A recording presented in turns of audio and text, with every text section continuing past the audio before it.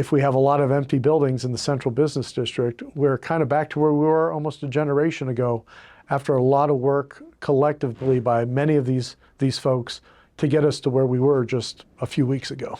BusinessJournalDaily.com 3 Minutes With is brought to you by Farmers National Bank. Who's the only local bank with a mobile mortgage app? Farmers. Download the app to contact your lender, calculate payments, securely scan and upload documents, and check the status of your loan. Fiercely local, fiercely loyal, Farmers. The purpose of the letter that I sent to many peers and colleagues, in the business and downtown community was really to provoke conversation about the challenges we now face with the explosion at Realty. And those are multifaceted in my opinion. And I think that my goal was to rally the community to come together and work together for the good of downtown, its long-term economic stability, and what we can all do to address this situation together, not as individual organizations, not as individuals, but together with a common purpose. I think we've already seen over the last couple of years a lot of challenges that downtown has faced. Obviously, COVID had a significant impact on downtown businesses.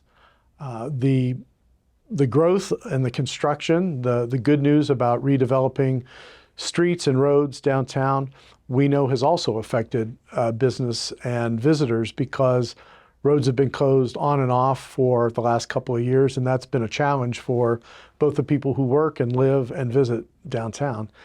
And then I think thirdly, now with the explosion and so much of the central business district and Central Square area being closed off, again, it impairs and prohibits a lot of regular traffic that will have a long-term impact on downtown and those businesses. So, I think that's, part of the stimulus to, address these issues and figure out a way that we can, again, come together.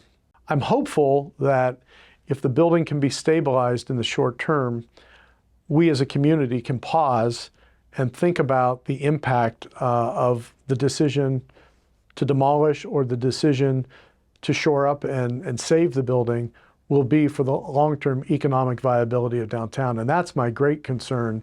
And I think that's the concern I share with so many of the others, stakeholders, is that if we have a lot of empty buildings in the central business district, we're kind of back to where we were almost a generation ago after a lot of work collectively by many of these folks to get us to where we were just a few weeks ago.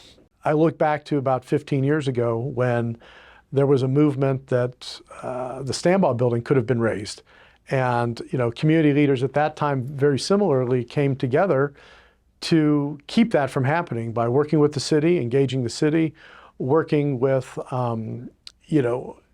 other entities to keep that from happening and putting some pressure on the previous owner to do that. The result of that effort was this wonderful $40 million investment to save this Albert Kahn building, that's the Stambaugh building that was, headquarters of the Sheet and Tube and the Standard Slag Company, and now is this economic engine for downtown, both as a hotel and as a restaurant. So if a small group of people could make that happen at a time when people thought the Stambaugh building needs to come down, situation's a little bit different here. But I believe if the same thoughtfulness is put into the future of the Realty building, perhaps the same kind of thing can happen. We'd probably be naive to believe that an investor would come in and rebuild a 10 or 15 story mini skyscraper in downtown Youngstown for business and residential. In a perfect world, wouldn't that be ideal? That we would start to grow in that way and replace what perhaps might be lost. My fear is that we may not have the fortitude or the resources to fill that hole. And if we don't, and the hotel and the restaurants are closed for a long period of time, or residents find other places and can't return to international or choose not to, we now have not only this blank space where Realty once was, but we also have a host of empty buildings, both on the east and west side of Central Square. And how do we encourage people to come down and support businesses or come to the university or engage in activity downtown if there's not much for them when they get here, which is sort of where we were 30 years ago.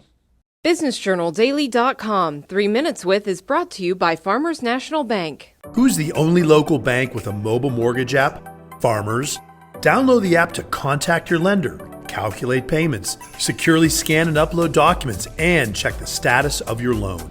Fiercely local, fiercely loyal, Farmers.